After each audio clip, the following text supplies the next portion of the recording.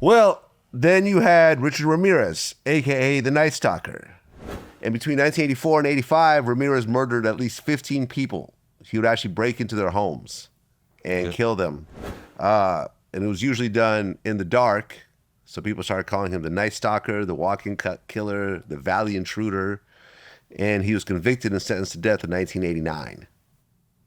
Correct.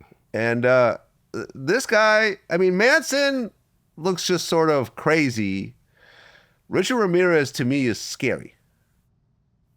Richard Ramirez is real scary. Yeah. When you talk to Richard, looking in his eyes, it's hard to explain, but there was nothing there. Huh.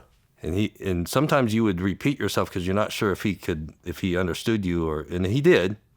He would just pause before he answered you or whatever, and he was the one that was kind of nuts. He would get mail from women, and women would send pictures of themselves, and he would carve out all the eyes in the pictures.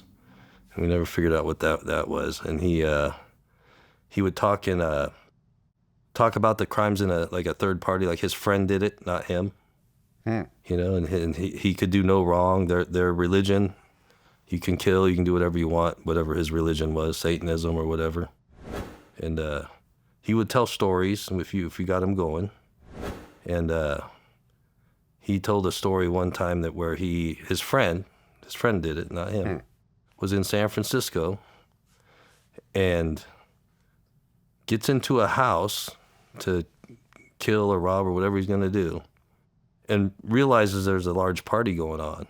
So he had to hide in a closet. And he had to hide there for about 2 hours before he could get back out because the people keep walking down the hallway.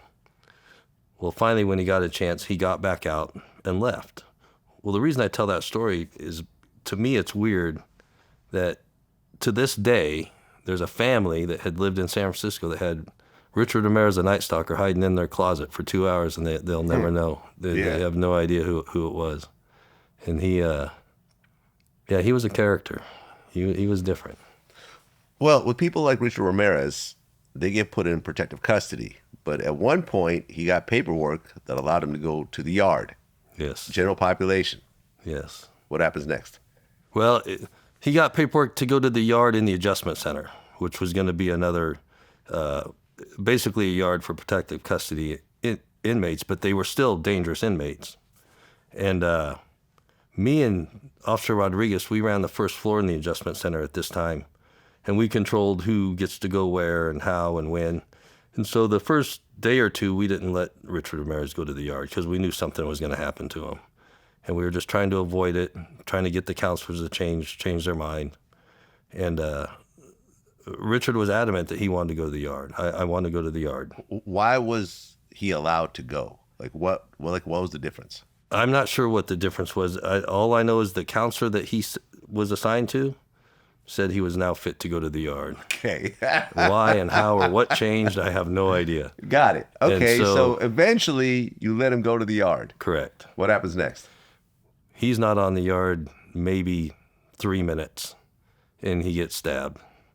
Not bad. It kind of just scraped him, but it was with a shank, and the gunman fires rounds, and we go out and get him off the yard, take him, get medically cleared, and then put him back in his cell, and he never went to the yard again. That was it, huh? Yeah, that was grand opening, grand closing. That was it. Who stabbed him? I don't remember who it was. It was somebody on that yard, in the PC yard, and you would have mixed races on the PC yard. Well, but I mean, his murders weren't really fueled off race, were they? No, I don't believe so. No.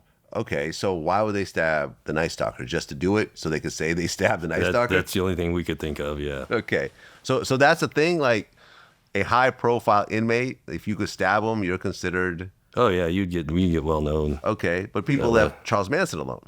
Yeah, for the most part. Like I said, during his time, I had heard in the history that Charles Manson would get bothered by people. So, but they both were. I mean, you could talk to them, and they would talk to you. Charles Manson, you could joke around with more. Richard would just look at you. You know, I'd tell Charles Manson to play Helter Skelter when he has his guitar and stuff. But Richard was the weird one.